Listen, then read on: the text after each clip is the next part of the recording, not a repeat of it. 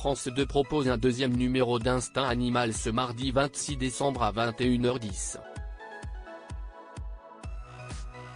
Cette fois, c'est Gilles Alma qui s'envole pour la Namibie avec Diego Buñuel et Perrine Cromary. L'occasion, pour le comédien de 44 ans de faire quelques confidences sur son enfance, et notamment sur la perte prématurée de son père. La magie de Noël, c'est aussi le pouvoir de voyager, tout en restant au chaud dans son canapé. C'est le programme de ce mardi 26 décembre sur France 2 avec un nouveau numéro d'Instinct Animal. Un an après Julie Debona, c'est au tour de Gilles Alma de suivre Diego Buñuel et Perrine Cromary dans un périple au plus près de la nature et des animaux sauvages.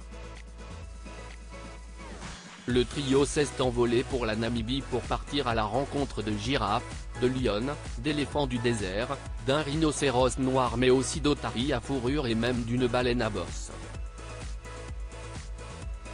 Des moments suspendus au cours desquels le comédien de 44 ans s'est laissé aller à quelques confidences.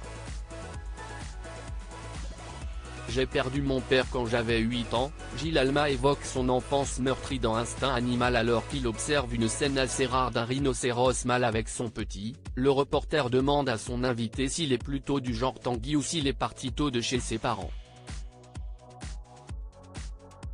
Je suis resté chez maman, répond Gilles Alma. J'ai perdu mon papa très tôt. J'ai perdu mon père quand j'avais 8 ans donc, forcément, un lien se crée avec sa maman beaucoup plus fort. Parce qu'elle ne remplace pas, mais elle m'a donné énormément d'amour.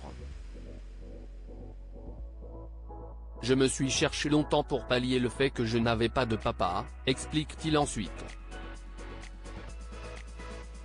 Il buvait, il prenait des cachets. Gilles Alma évoque son père mort à 34 ans. Si l'interprète de César Wagner s'amuse du caractère un peu énervé du papa rhinocéros qu'il a en face de lui, il glisse aussi une comparaison avec son propre père. Je l'ai pas vu beaucoup, mais il était gentil, se souvient-il. Il est mort à 34 ans. Bon, il buvait, il prenait des cachets. Et donc il s'est un peu suicidé, quoi, explique-t-il, avant de fondre en larmes. Donc je me suis toujours dit de ne pas refaire ce qu'il a fait. Voilà, c'est pour ça que je suis aussi moteur, aussi actif, que je fais 10 000 choses.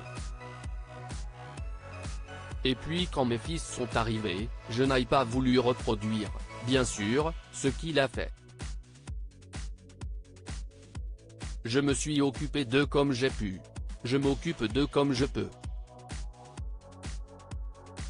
Ce sont des contre-exemples qui font qu'on se construit, conclut-il.